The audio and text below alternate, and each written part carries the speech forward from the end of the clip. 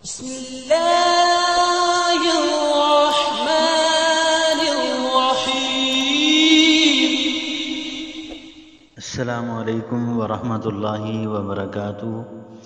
ان الحمد للہ والصلاة والسلام علی حبیب اللہ، اما بعد. رب اشرح لی صدری ویسر لی امری واحلل عقدۃ من لسانی یفقہوا قولی. ربنا زدنا علما ربنا زدنا فہما. اعوذ باللہ السمیع العلیم من الشیطان الرجیم. بسم اللہ الرحمن الرحیم. زیوکار معزز سامعین، بحمد اللہ تعالی، اللہ کے فضل و احسان سے ہم نے قرآن پاک کے ترجمہ تفسیر کے ساتھ 4 رکوع پڑھ لی ہیں. آج انشاءاللہ 5ویں رکوع کا آغاز کرتے ہیں. پہلے پارے کے اندر سورہ بقرہ میں یہ 5واں رکوع ہے. یہ انتہائی مختصر سا ہے، چھوٹا سا رکوع ہے، چند آیات، چند لائنوں کا یہ رکوع ہے. اللہ تبارک و تعالیٰ سے دعا ہے کہ رب جلیل مجھے حق اور سچ کہنے کی توفیق عطا فرمائے اور اس کے بعد ہم سب کو اس پر عمل کی توفیق عطا فرمائے. 4 رکوع مکمل کرنے کے بعد 5ویں رکوع کا جب آغاز ہوتا ہے تو یہاں پر اللہ تبارک و تعالیٰ نے قوم بنی اسرائیل کو مخاطب کیا ہے. بنی اسرائیل جو تھے انہیں اللہ تعالیٰ نے مخاطب کیا ہے. یہ بنی اسرائیل کون تھے؟ بنی اسرائیل بامانی عبداللہ انہیں کہا جاتا ہے، یعنی یہ حضرت یعقوب علیہ السلام کا لقب تھا. اسرائیل بامانی عبداللہ یعنی اللہ کا بندہ. تو یہ جناب یعقوب علیہ السلام کا لقب تھا. یعقوب علیہ السلام کون ہے؟ یہ جناب اسحاق علیہ السلام کے بیٹے ہیں. اسحاق علیہ السلام جناب ابراہیم علیہ السلام کے بیٹے ہیں. ابراہیم علیہ السلام کے 2 بیٹے تھے، ایک کا نام اسماعیل ہے اور ایک کا نام اسحاق علیہ السلام. اب ان دونوں میں سے اللہ تبارک و تعالیٰ نے انبیاء کا سلسلہ جاری کیا. جناب اسحاق علیہ السلام جو ہیں ان کی لڑی میں یعنی بنی اسرائیل میں اللہ تبارک و تعالیٰ نے بے شمار انبیاء کو بھیجا، اور جناب اسماعیل علیہ السلام کی لڑی میں زیادہ انبیاء تو نہیں آئے، لیکن ختم نبوت کا تاج جو ہے یہ اللہ تعالیٰ نے جناب اسماعیل علیہ السلام کی اولاد میں رکھا، یعنی جناب محمد رسول اللہ صلی اللہ علیہ وسلم جناب اسماعیل علیہ السلام کی اولاد میں سے ہیں. خاتم النبیین ہیں، اللہ کے آخری نبی ہیں.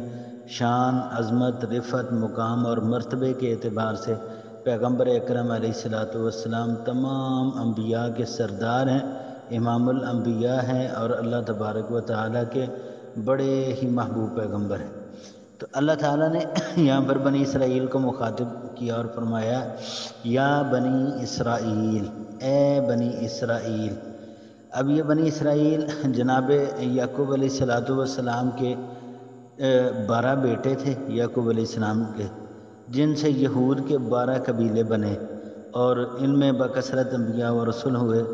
تو یہ اللہ تبارک و تعالیٰ کا یعنی کہ ایک انداز ہے کہ اللہ محبت کے ساتھ اس قوم کو بلاتے ہیں. یا بنی اسرائیل، اے بنی اسرائیل، اذکروا، تم یاد کرو، نعمتی التی انعمت علیکم، میری اس نعمت کو جو میں نے تم پر کی.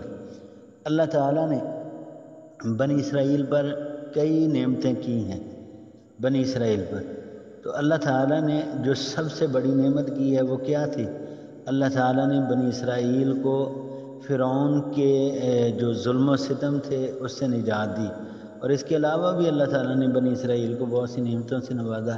یعنی بنی اسرائیل جو ہیں یہ اپنے دور میں اللہ کے سب سے محبوب بندے تھے. اللہ کی بڑی محبت تھی اس قوم کے ساتھ. پھر یہ بنی اسرائیل جو ہیں اللہ کی ان کے ساتھ محبت کا انداز دیکھیے کہ اللہ تبارک و تعالیٰ انہیں تیار شدہ کھانے عطا کرتے بنی اسرائیل کو، من سلوہ جس کا ذکر قرآن پاک میں آتا ہے. پھر یہ بنی اسرائیل ایسی قوم ہے اللہ تبارک و تعالیٰ نے ان کو 12 چشمے دیے ہیں پانی کے. یہ موسیٰ علیہ السلام کے ساتھ موسیٰ علیہ السلام سے کہتے کہ ہم نے پانی پینا ہے، اور پانی بھی کہتے کہ جی ہم نے ہر خاندان کا الگ الگ چشمہ ہونا چاہیے. تو اللہ تبارک و تعالیٰ نے اس قوم کی بات کو اتنی اہمیت دی کہ اللہ تعالیٰ نے، حالانکہ ان کے لیے وہ پرخطر دور تھا، فرعون کا لشکر ان کے پیچھے تھا، فرعون کی سختیاں تھیں، لیکن اس کے باوجود بھی اللہ تبارک و تعالیٰ نے اس قوم کو یعنی اپنی نعمتوں سے نوازا۔ اب اللہ فرما رہے ہیں اے بنی اسرائیل اذکرو، تم یاد کرو نعمتی اللتی انعمت علیکم، میری اس نعمت کو جو میں نے تم پر انعام کیا، میری نعمتوں کو یاد کرو جو میں نے تمہارے اوپر یعنی بطور احسان کی۔ وَأَوْفُوا بِعَہْدِی، اور میرے وعدے کو پورا کرو، تو اوفی بعہدکم، میں تمہارا وعدہ پورا کروں گا۔ وَإِيَّايَ فَارْہَبُونِ، اور مجھ ہی سے ڈرو۔ یہ اللہ تعالیٰ نے بنی اسرائیل کو، یہ کب کی بات ہے؟ جب جناب محمد رسول اللہ صلی اللہ علیہ وسلم ختم نبوت کا تاج پہن کر اللہ کے آخری نبی بن کے اس دنیا فانی کے اندر جب مبعوث ہوئے، تو پیغمبر اکرم علیہ السلام کے ذریعے اللہ تعالیٰ نے یہ پیغام بنی اسرائیل کو دیا۔ اس دور کے جو یہودی تھے، رسول اللہ صلی اللہ علیہ وسلم کے دور کے یہودی جو تھے، انہیں پیارے نبی علیہ السلام مخاطب کر کے فرماتے ہیں کہ بنی اسرائیل، یہ اللہ کی بات ہے، یہ اللہ کا پیغام ہے کہ تم میری نعمتوں کو یاد کرو جو میں نے تمہارے اوپر نعمتیں کی تھیں۔ اگر تم میرا وعدہ پورا کرو گے تو میں تمہارا وعدہ بھی پورا کروں گا۔ وعدہ کیا ہے کہ پہلی بات تو یہ کہ مجھ ہی سے ڈرو، اللہ کا ڈر اپنے دل کے اندر پیدا رکھو اور کسی کا ڈر نہیں ہونا چاہیے۔ پھر کیا کرو؟ وعدہ کیا ہے کہ اللہ کے آخری پیغمبر جناب محمد مصطفیٰ علیہ السلام جب اس دنیا کے اندر آ جائیں، اپنے تمام تر معاملات چھوڑ کے، اپنے دین کی دعوت چھوڑ کے، اپنے مذہب کی دعوت چھوڑ کے، اپنی کتاب کی دعوت چھوڑ کے، ہر چیز چھوڑ کے جناب رسول اللہ صلی اللہ علیہ وسلم کے تابع دار ہو جانا۔ اب یہ اللہ تبارک و تعالیٰ نے تمام انبیاء سے بھی وعدہ لیا، اور یہ اللہ تعالیٰ نے تمام انسانوں سے بھی وعدہ لیا۔ یہ وعدہ ہم ایک بار عالم ارواح میں اللہ کے ساتھ کر کے آئیں، اور یہ ساری مخلوق کر کے آئی ہے۔ تو اللہ تبارک و تعالیٰ کے ساتھ ہم یہ بھی وعدہ کر کے آئیں کہ اللہ تو ہی ہمارا رب ہے، تو ہی ہمارا مولا ہے۔ تو یہ بات انسان ہے، چونکہ انسان بھول جاتا ہے، تو اس بات کو یاد کرنے کے لیے، اس کی یاد دہانی کے لیے اللہ تعالیٰ نے انبیاء علیہ السلام کا سلسلہ جاری کیا۔ تو بنی اسرائیل کو اللہ فرماتے ہیں کہ تم میرا وعدہ یاد کرو اور مجھ ہی سے ڈرو۔ وَآمِنُوا، اور اس کتاب پر ایمان لاؤ، انزلت، جو میں نے، اللہ تبارک و تعالیٰ فرماتے ہیں کہ جو میں نے نازل کی ہے۔ وَآمِنُوا بما انزلت مصدقا لما معکم، اور اس کتاب پر ایمان لاؤ جو میں نے تمہاری کتابوں کی تصدیق میں نازل فرمائی ہے، جو میں نے تمہاری کتابوں کی تصدیق میں نازل فرمائی۔ یہاں پر بھی جو ہے نا، وَآمِنُوا بِهِ، بِهِ کی ضمیر قرآن کریم کی طرف ہے، یعنی محمد مصطفیٰ علیہ السلام جو کتاب آپ کو سنا رہے ہیں، اس کتاب پر ایمان لاؤ، ٹھیک ہے، جو میں نے تمہاری کتابوں کی تصدیق کے لیے نازل فرمائی ہے۔ اور ساتھ ہی اللہ فرما رہے ہیں وَلَا تَكُونُوا أَوَّلَ كَافِرٍ بِهِ، اور تم پہلے کافر نہ بنو اس کتاب کے ساتھ۔ اب دیکھیں اللہ کی دعوت کا انداز کتنا پیارا ہے، کتنی محبت سے اللہ دعوت دے رہے ہیں کہ اے بنی اسرائیل، یہ کتاب جو میں نے نازل کی ہے یہ تمہاری کتابوں کی تصدیق کرتی ہے، یعنی تورات، انجیل، زبور وغیرہ، اور جو صحیفے اللہ تبارک و تعالیٰ نے اس دنیا کے اندر نازل فرمائے انبیاء علیہ السلام پر، جو صحیفے نازل کیے، تو یہ کتاب ان سب کی تصدیق کرتی ہے کہ وہ ساری باتیں منزل من اللہ تھی، اللہ کی طرف سے تھیں۔ تو اب اللہ فرما رہے ہیں کہ تم وہ لوگ نہ بنو جو سب سے پہلے اس کتاب کا انکار کریں۔ اب بنی اسرائیل کے ساتھ اللہ کو بڑی محبت تھی، بڑا پیار تھا، اس لیے اللہ بڑی محبت کے ساتھ انہیں دعوت دے رہے ہیں کہ لوگوں پہلے کافر تم نہ بنو، تم نہ اس کا سب سے پہلے انکار کرو۔ وَلَا تَشْتَرُوا بِآيَاتِي ثَمَنًا قَلِيلًا، اور میری آیتوں کو تھوڑی سی قیمت پر فروخت نہ کرو۔ وَإِيَّايَ فَاتَّقُونِ، اور صرف مجھ ہی سے ڈرو۔ فرحبون کا معنی بھی یہی ہے کہ اللہ کا خوف اپنے دل کے اندر پیدا کرو، اور فتقون کا معنی بھی یہی ہے کہ اللہ کا خوف اپنے دل کے اندر پیدا کرو۔ اب یہاں پر دیکھیے اللہ کی محبت کا انداز کیسا ہے۔ وَلَا تَشْتَرُوا بِآيَاتِي ثَمَنًا قَلِيلًا، اے بندے، اے انسان، اے بنی آدم، اے بنی اسرائیل، تھوڑی سی قیمت کے اندر اللہ کی آیات کو فروخت نہ کر۔ تھوڑی قیمت کیا؟ مطلب یہ کہ دنیا کا تھوڑا سا فائدہ حاصل کرنے کے لیے، دنیا کے چند ٹکے حاصل کرنے کے لیے آپ اللہ کے قرآن کو چھوڑ دیں، دنیا کا تھوڑا سا فائدہ حاصل کرنے کے لیے اللہ کی بات کو چھوڑ. انسان کتنا ہی غافل ہے، کتنا ہی غافل ہے انسان. چند ٹکوں کے بدلے، چند پیسوں کے بدلے اللہ کو چھوڑ دیتا ہے، اللہ کی بات کو چھوڑ دیتا ہے. ایسے انسان پہ کتنا تعجب ہے، کتنا افسوس ہے ایسے انسان پہ جو چند پیسوں کے بدلے اپنی آخرت خراب کر دیتا ہے، جو چند ٹکوں کے بدلے اپنی آخرت جو دائمی ہے، جو ہمیشہ ہمیشہ والی ہے، جس میں یا جنت ہے یا جہنم ہے، جو ایسی زندگی ہے جس کے بعد موت نہیں ہے، انسان چند پیسوں کے بدلے اپنی اس زندگی کو خراب کر دے. یہ بات اللہ فرماتے ہیں وَلَا تَشْتَرُوا بِآيَاتِي ثَمَنًا قَلِيلًا. آپ اللہ کی محبت کا انداز دیکھیے کیسا ہے کہ اے بندے تو تھوڑی سی قیمت میں میری آیات کو فروخت نہ کر. وَإِيَّايَ فَاتَّقُونِ. مجھ ہی سے ڈر، میرا ڈر اپنے دل کے اندر پیدا کر. دیکھیے ڈر کا طریقہ کیا ہے، کیسے آپ اپنے دل کے اندر ڈر پیدا کریں. کوئی بھی گناہ کرتے ہوئے انسان کے دل میں یہ بات آ جائے نا کہ میں اللہ کی زمین پہ رہتا ہوں، میں اللہ تبارک و تعالیٰ کا دیا کھا رہا ہوں، اللہ کا دیا پی رہا ہوں. رب چاہے تو زمین پھاڑ کے مجھے اس کے اندر غرق کر دے، رب تعالیٰ چاہے تو آسمان سے میرے اوپر کوئی پہاڑ نازل کر دے، کوئی عذاب نازل کر دے. جب یہ بات دل کے اندر پیدا ہو جائے گی نا تو انشاءاللہ اللہ کا ڈر ضرور پیدا ہوگا. جب یہ بات پیدا ہوگی نا کہ ہم ماں سے ڈرتے ہیں کہ میری ماں مجھے برائی کرتے ہوئے دیکھ نہ لے، باپ سے ڈرتے ہیں کہ برائی کرتے ہوئے میرا باپ دیکھ نہ لے، معاشرے سے ڈرتے ہیں، بہن بھائیوں سے ڈرتے ہیں کہ کوئی مجھے برائی کرتے ہوئے دیکھ نہ لے. یعنی اللہ کو ہم نے پھر کیا مقام دیا ہے، اللہ کے ساتھ ہمارا کیسا تعلق ہے. ہاں جی، کیا اللہ کے بارے میں ہم ایسا سوچتے ہیں برائی کرتے ہوئے کہ اللہ مجھے کہیں دیکھ نہ لے. اس لیے دل کے اندر اللہ کا ڈر پیدا کرے، دل کے اندر اللہ کا خوف پیدا کرے. وَإِيَّايَ فَاتَّقُونِ.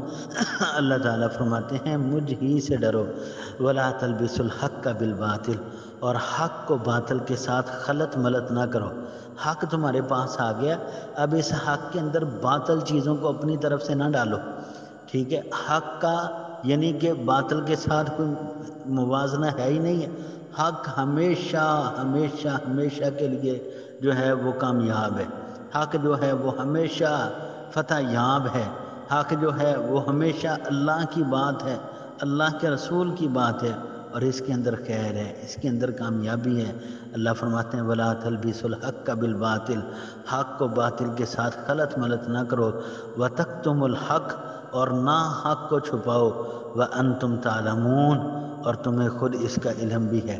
یعنی ایسے کام وَأَنْتُمْ تَعْلَمُونَ. تم جانتے ہو، تمہیں اس بات کا پتہ ہے کہ یہ بات صحیح ہے، یہ غلط ہے. آج آپ کسی ادنا سے ادنا مسلمان سے یہ بات پوچھیں نا کہ کیا نماز چھوڑنا گناہ ہے، وہ کہے گا جی ہاں بالکل گناہ ہے. آپ اس سے پوچھیں کیا قتل کرنا گناہ ہے یا نہیں، وہ کہے گا جی ہاں بالکل گناہ ہے. آپ اس سے پوچھیں چوری کرنا گناہ ہے کہ نہیں، وہ کہے گا بالکل. آپ اس سے پوچھیں شراب پینا یہ حق ہے یا باطل ہے، وہ کہے گا بالکل باطل ہے. یعنی وہ ساری باتیں تسلیم کرے گا. وَأَنْتُمْ تَعْلَمُونَ. تم جانتے بھی ہو حق بات کو، تم جانتے بھی، اس کے بعد کیوں اسے چھپا رہے ہو؟ کیوں ہر چیز جاننے کے باوجود اللہ کی نافرمانی کرتے ہو؟ دیکھیے اللہ کی محبت. اللہ فرماتے ہیں میرے بندے وَأَقِيمُوا الصَّلَاةَ. نماز قائم کیا کر. وَآتُوا الزَّكَاةَ. زکوٰۃ ادا کیا کر. وَارْكَعُوا مَعَ الرَّاكِعِينَ. اور رکوع کرنے والوں کے ساتھ رکوع کیا کر. کیسی پیاری بات ہے، کیسی پیاری بات ہے. اقیم الصلاۃ. نماز قائم کر. اب یہ نماز پڑھنے کا اللہ نے اپنے بندے کو حکم دیا ہے. افسوس ہوتا ہے مسلمانوں پر. بعض منکرین قرآن، منکرین حدیث، صرف نام کے مسلمان جو ہے نا، وہ کہتے ہیں دیکھیے اللہ تعالیٰ نے نماز قائم کرنے کا حکم دیا ہے، پڑھنے کا تو بولا ہی نہیں. استغفر اللہ واتوب الیہ. اللہ تعالیٰ کے پاک پیغمبر علیہ الصلوۃ والسلام کی احادیث سماعت کیجیے. پیارے نبی علیہ السلام کا فرمان ہے من ترک الصلاۃ متعمدا فقد کفر. جو بندہ جان بوجھ کر ایک نماز بھی چھوڑ دیتا ہے وہ کفر کرتا ہے. اور بین العبد و بین الکفر ترک الصلاۃ. ایک مسلمان اور کافر بندے کے درمیان جو چیز فرق کرتی ہے وہ نماز ہے. پیارے نبی علیہ الصلوۃ والسلام کے صحابہ کی زندگیاں پڑھ کے دیکھیے تو یہ بات سمجھ آتی ہے. صحابہ کرام رضی اللہ تعالیٰ عنہ فرمایا کرتے تھے کہ ہم مسلمان اور کافر کے درمیان جب فرق کرنا چاہتے ہیں نا تو نماز ایک ایسا فارمولہ ہے ہمارے پاس، نماز ایک ایسا کلیہ ہے ہمارے پاس، ٹھیک ہے، نماز ایک ایسا تھرمامیٹر ہے ہمارے پاس کہ جس کے ذریعے ہم اندازہ لگا لیتے تھے کہ یہ مسلمان ہے یہ کافر ہے۔ آج مسلم معاشرے کے اندر رہ کے، آج مسلم ممالک کے اندر رہتے ہوئے، آج بغیر کسی خوف و خطر کے الحمدللہ اللہ کا شکر ہے کہ ہم مسلم ممالک کے اندر رہتے ہیں جہاں پر ہمیں نماز ادا کرنے کی کسی قسم کی کوئی رکاوٹ نہیں ہے، کوئی پریشانی نہیں ہے، لیکن اس کے باوجود آپ مساجد اور بازار کا ایک نظر اندازہ لگا لیجیے، آپ کو سمجھ آ جائے گی کہ ہم مسلمان ہیں بھی کہ نہیں۔ ہم اس بات کا ضرور بے ضرور جواب دیں گے، اللہ کو جواب دینا پڑے گا، رب تعالیٰ سوال کریں گے کہ میرے بندے میں نے تجھے ہر طرح کی نعمت سے نوازا ہے، میں نے تجھے اپنی طرف سے ہر چیز عطا کی ہے، صحت دی ہے، مال دیا ہے، جان دی ہے، اولاد دی ہے، ہاں جی میں نے سہولیات دی ہیں، لیکن میرے بندے بتا میرے لیے کیا کر کے آئے، اللہ کے لیے کیا کیا ہے، اس بات کا جواب دینا پڑے گا۔ من ترک الصلاۃ متعمدا فقد کفر بین العبد و بین الکفر ترک الصلاۃ۔ ایک مسلمان اور کافر بندے کے درمیان فرق کرنے والی چیز جو ہے وہ نماز ہے۔ پیارے نبی علیہ الصلوۃ والسلام کا ایک اور فرمان ہے کہ اے بندے اگر تجھے وین قتلتا، اگر تجھے قتل کر دیا جائے، او حرکتا یا تجھے زندہ جلا دیا جائے، اللہ کے پاک پیغمبر فرماتے ہیں کہ تو نماز نہ چھوڑنا، تجھے قتل کر دیا جائے، تجھے زندہ جلا دیا جائے، نماز نہ چھوڑنا، اللہ کے ساتھ کسی کو شریک نہ ٹھہرانا، اگر تجھے زندہ جلا بھی دیا جائے۔ دیکھیے اندازہ لگائیے، آج اللہ کا شکر ہے مسلم کنٹری کے اندر رہتے ہیں، مسلم معاشرہ ہے ہمارا، ہمارے ساتھ ایسا کوئی ظلم نہیں ہوتا جو پیغمبر علیہ السلام کے صحابہ کے ساتھ ظلم ہوتے تھے، جو نبی علیہ الصلوۃ والسلام کے صحابہ کو مصائب اور پریشانیوں کا سامنا کرنا پڑتا۔ آج الحمدللہ ہمارے پاس اس طرح کی کوئی سختی نہیں ہے، پرامن معاشرے کے اندر رہتے ہیں، پھر بھی نماز نہیں پڑھتے، پھر بھی نماز نہیں پڑھتے۔ کیا رب تعالیٰ کو جواب نہیں دینا؟ اقیم الصلاۃ، نماز قائم کیجیے، آتوا الزکاۃ، اللہ فرماتے ہیں زکوٰۃ ادا کیجیے، زکوٰۃ۔ پیارے نبی علیہ الصلوۃ والسلام، اللہ اکبر، اللہ جس طرح ہمیں نماز کا حکم دیا ہے نا اسی طرح زکوٰۃ ہے۔ زکوٰۃ کیا ہے؟ یہ معاشرے کے جو مالدار اور بحیثیت لوگ ہیں ان سے مال لے کے، اور مال کیا ہے؟ 100 میں سے 2.5%۔ جس رب نے 100 دیا ہے اس رب کو 2.5 دینے پہ تیار نہیں ہے مسلمان۔ اللہ نے 100 دیا ہے اور مانگے کتنے؟ صرف 2.5۔ اور اس 2.5 سے ہوگا کیا؟ تمہارا سارا مال پاک ہو جائے گا، تمہارے مال کی پاکیزگی ہو جائے گی، تمہارا تزکیہ نفس ہو جائے گا، تمہارا دل پاک ہو جائے گا، تمہارے اعمال پاک ہو جائیں گے، اللہ تمہارے ساتھ راضی ہو جائے گا۔ اس طرح نماز فرض ہے، اسی طرح زکوٰۃ فرض ہے۔ اگر ہمارے معاشرے کے اندر جو بحیثیت لوگ ہیں یہ زکوٰۃ ادا کرنا شروع کر دیں تو معاشرے کے اندر جو قربا ہیں یقین کیجیے یہ غریبی ختم ہو جائے گی، لوگ زکوٰۃ نہیں دیتے۔ آج کل موسمی صورتحال جو ہے وہ ہمارے سامنے ہیں، بارشیں جو ہیں یہ ایک مسلح دار بارشیں، سیلاب جو ہیں، نقصانات جو ہیں یہ کب ہوتے ہیں؟ قحط سالیاں کب ہوتی ہیں؟ بے موسمی بارشیں کب ہوتی ہیں؟ جب زمین پہ لوگ ناانصافی کرنا شروع کر دیتے ہیں، جب زمین پہ انصاف قائم نہیں ہوتا، جب اللہ کی جو حدود ہیں ان کو پامال کیا جاتا ہے، جب اللہ کی نافرمانیاں کی جاتی ہیں، جب اسلام کے جو ذمہ داریاں ہمارے اوپر انہیں پورا نہیں کیا جاتا، پھر اللہ تعالیٰ کی ناراضگی ہوتی ہے۔ سمجھیے اس بات کو، زکوٰۃ ادا کیجیے، زکوٰۃ ادا کرنے سے اللہ راضی ہو جاتا ہے اور تمہارا مال پاک ہو جاتا ہے۔ اور پھر نماز وَارْكَعُوا مَعَ الرَّاكِعِينَ، اللہ فرماتے ہیں رکوع کرنے والوں کے ساتھ رکوع کیجیے، یعنی نماز با جماعت ادا کیجیے، با جماعت نماز ادا کیجیے۔ یہ ایک آیت جو ہے اس کی تفسیر کا حق تو ادا ہی نہیں ہو سکتا، حق تو کسی کا بھی نہیں ادا ہو سکتا، لیکن مختصر کر کے میں نے کوشش کی ہے کہ اس آیت کریمہ کو آپ کے سامنے میں بیان کروں۔ کیا آپ اس بات کو سمجھیے کہ اسلام کی بنیاد کیا ہے؟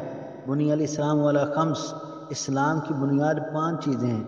شہادت اللہ الہ الا اللہ وان محمد رسول اللہ، اس بات کی گواہی دینا کہ اللہ کے علاوہ کوئی معبود برحق نہیں ہے، اور اس بات کی گواہی دینا کہ محمد مصطفیٰ علیہ الصلوۃ والسلام اللہ کے رسول ہیں، یہ اسلام کی پہلی بنیاد ہے۔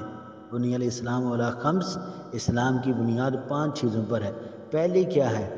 آپ دائرہ اسلام کے اندر داخل ہوں، اس بات کا اقرار کریں کہ اللہ کے علاوہ کوئی معبود نہیں ہے، محمد صلی اللہ علیہ وسلم اللہ کے رسول ہیں۔ پھر کیا کرنا؟ اقام الصلاۃ و ایتاء الزکوٰۃ، یہ 2 بنیادیں ہیں، نماز قائم کرنا، زکوٰۃ ادا کرنا، وصوم رمضان، رمضان کے روزے رکھنا، اور اسی طرح 5ویں جو ہے وہ ہے بیت اللہ کا حج کرنا، بیت اللہ کا طواف کرنا۔ یہ 5 بنیادیں ہیں اسلام کی۔ آج دعوے کے اندر ہم بہت بڑے مسلمان ہیں، دعوے کے اندر ہم بڑے پکے مسلمان ہیں، دعویٰ ہمارے پاس اتنا بڑا ہے کہ ہمارے جیسا عاشق مصطفیٰ کائنات کے اندر کوئی ہو ہی نہیں سکتا، اور اسلام کی بنیادوں کو کس طرح گرا رہے ہیں، اسلام کی بنیادوں کو کس طرح کمزور کر رہے ہیں۔ کیا اللہ کو اپنا الہ معبود برحق ماننے کے اندر ہم مضبوط ہیں؟ ہمارے معاشرے کے اندر کتنے ہی ایسے لوگ ہیں جو صرف اور صرف اپنی وہ ضروری جو ہمارے مسائل ہیں جو حل نہیں ہو رہے، جب ہم پریشان، مثال کے طور پہ ایک بندہ اس کے پاس اولاد نہیں ہے، اللہ کیا فرماتے ہیں؟ اولاد دینا یا نہ دینا یہ اللہ فرماتے ہیں یہ میرا اختیار ہے۔ اللہ فرماتے ہیں میں کسی کو بیٹے دوں، کسی کو بیٹیاں دوں، کسی کو بیٹے بیٹیاں ملا کے دوں، یہ اختیار میرا ہے۔ اور بھائیوں بہنوں اس بات کو سمجھو، یہ اللہ کا اختیار ہے، اور انسان یہ اولاد حاصل کرنے کے لیے جب در بدر کی ٹھوکریں کھاتا ہے تو کیا ہم اسلام کی بنیاد کو مضبوط رکھا ہے؟ ہم نے سمجھا ہے کہ اللہ میرا رب ہے، ہم نے اس بات پہ یقین کیا؟ یقین کیجئے دل خون کے عنصر ہوتا ہے۔ آپ اللہ کی برداشت دیکھیے، اللہ کا صبر دیکھیے۔ انسان اللہ کی زمین پہ رہتا ہوا جب پتھر کے سامنے اپنا سر جھکاتا ہے، انسان اللہ کی زمین پہ رہتا ہوا جب کسی درخت کے سامنے، جب کسی ڈھیری کے سامنے اپنا سر جھکا دیتا ہے، تب انسان اللہ کو کمزور سمجھ لیتا ہے کہ یہ معاملہ میرے اللہ سے حل نہیں ہو رہا، میں اب یہ معاملہ ان سے حل کروانے لگا ہوں۔ اندازہ لگائیے کیا اللہ پھر ایسے بندے کو معاف فرمائے گا؟ اللہ اکبر، اللہ بہت بڑی بات ہے، بہت بڑی بات ہے۔ اپنے عقیدے کو مضبوط کیجئے، اللہ کے علاوہ کوئی الہ نہیں ہے۔ الہ کا معنی کیا ہے؟ الہ کا معنی یہ ہے کہ وہی عبادت کے لائق ہے، وہی حاجت روا ہے، وہی مشکل کشا ہے، وہی ہمارے معاملات کو حل کرنے والا ہے۔ اقام الصلاۃ، اسلام کی دوسری بنیاد کیا ہے؟ نماز قائم کرنا ہے۔ تیسری زکوٰۃ ادا کرنا ہے۔ چوتھی جو ہے وہ رمضان کے روزے رکھنا ہے۔ 5ویں بنیاد جو ہے وہ بیت اللہ کا طواف کرنا، حج کرنا ہے۔ ان 5 بنیادوں کے بارے میں اپنے شب و روز پر غور کیجیے کہ ہم ان 5 بنیادوں کی حفاظت کرتے ہیں؟ اگر کرتے ہیں تو الحمدللہ کہیے، اگر نہیں کرتے تو آج غور کرنے کی ضرورت ہے۔ اللہ اکبر، اللہ۔ آگے چلتے ہیں۔ اتأمرون الناس بالبر، کیا لوگوں کو بھلائی کا حکم دیتے ہو؟ بھلائی کے کاموں کا لوگوں کو تم حکم دیتے ہو؟ وتنسون انفسکم، اور خود اپنے آپ کو بھول جاتے ہو؟ وانتم تتلون الکتاب، باوجود اس کے کہ تم کتاب پڑھتے ہو؟ افلا تعقلون، کیا اتنی بھی تمہیں عقل نہیں ہے؟ کیا اتنی بھی تمہیں سمجھ نہیں ہے؟ کتنے ہی ایسے لوگ ہیں، اللہ اللہ اللہ ہم سب کو یہ توفیق عطا فرمائے۔ اے اللہ ہم بڑے گناہ گار ہیں، خطا کار ہیں، اللہ تجھ سے تیری رحمت کا سوال کرتے ہیں۔ اے اللہ ہمیں ایسے لوگوں سے محفوظ رکھنا۔ اے اللہ ہمارا شمار ایسے لوگوں میں نہ فرمانا کہ ہم لوگوں کو دین کی دعوت دیں اور خود بھول جائیں۔ اللہ کبھی ایسا نہ ہو ہمارے ساتھ۔